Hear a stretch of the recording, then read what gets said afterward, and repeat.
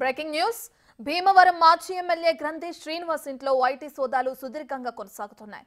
4 రోజులుగా శ్రీనివాస్ తో పాటు ఆయన వ్యాపార భాగస్వామ్యులపై అధికారులు సోదాలు చేపట్టారు. బృందాలుగా విడిపోయి పూర్తి స్థాయిలో విచారణ చేస్తున్నారు. భీమవరంలో 7 చోట్ల అధికారులు తనిఖీలు చేపట్టారు. కృష్ణా జిల్లా నాగాయలంక లక్ష్మణరావు ఇంట్లో సోదాలు జరుగుతుండగా ఏలూరులోని నూకల రామకృష్ణ ఇంట్లోనూ ఐటీ అధికారులు తనిఖీలు చేస్తున్నారు. ఇక ప్రస్తుతానికి గ్రంథి శ్రీనివాస్ ఫోన్ కు కూడా అందుబాటులో రావటం లేదు.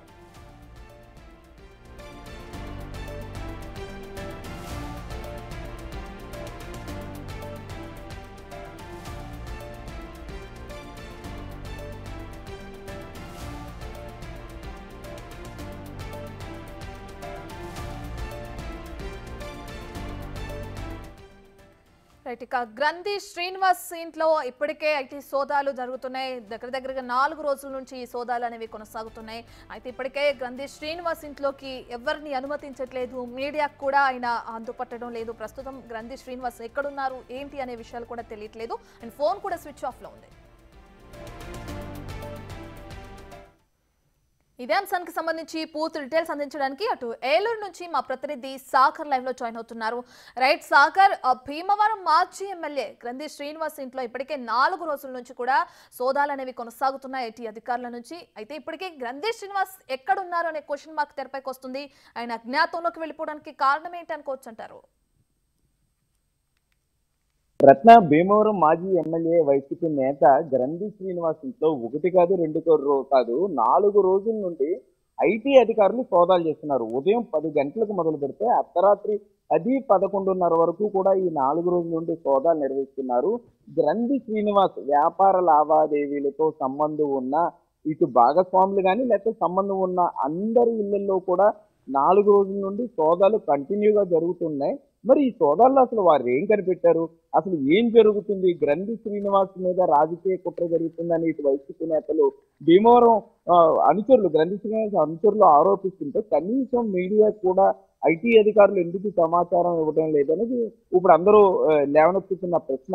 మరోపక్క 4 రోజులుగా గ్రంథి శ్రీనివాస్ ఇంట్లో సోదాలు జరుగుతుంటే ఏమైనా డబ్బు ఏమైనా దొరికిందా, అనధికార లావాదేవీలు ఏమైనా గుర్తించారా, ఈ 4 రోజుల్లో అసలు ఏం చేశారనే దాని మీద కూడా క్లారిటీ లేదు.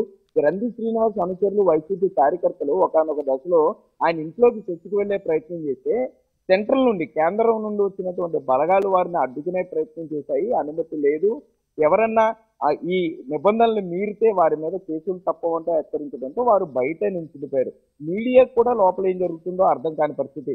వాహనాల్లో లోపలికి వెళ్తున్నారు, గేట్లు మూసేస్తున్నారు, లోపల కాగితాలు వెరిఫై చేస్తున్నారు, మరలా వెళ్ళిపోతున్నారు. సో అసలు ఏం జరుగుతుందో అనేది అర్థం కాని పరిస్థితి అయితే అక్కడ ఉంది రత్న. మరోపక్క గ్రంథి శ్రీనివాస్తో వ్యాపార లావాదేవీలు ఉన్నటువంటి ఏలూరుకు చెందిన నూకల రామకృష్ణ నాగా హనుమాన్ ట్రేడర్స్ పేరుతో ఈ చేపల చెరువులో ఫీడ్ వీరు తయారు చేస్తారు. వీరి కంపెనీల్లో కూడా నాగా హనుమాన్ కంపెనీతో పాటుగా నూకల రామకృష్ణ ప్రముఖ వ్యాపారి ఇంట్లో కూడా 4 రోజులుగా సోదాలు జరుగుతున్నాయి.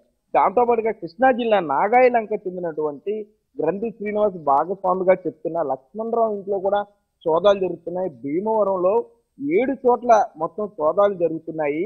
ఈ సోదాల్లో ఏం కనిపెట్టారు, మరలా ఎన్ని రోజులు జరగబోతున్నాయి, అసలు గ్రంథి శ్రీనివాస్ ఫోన్ అందుబాటులోకి ఎందుకు రావట్లేదు అనే దాని మీద మాత్రం వైసీపీ నేతలు కొంత ఆందోళన వ్యక్తం చేస్తున్నారు. మరోపక్క మీడియా కూడా సమాచారం ఇవ్వకపోవడం చూస్తుంటే కొంత అనుమానాలు కూడా వ్యక్తం చేస్తున్నారు.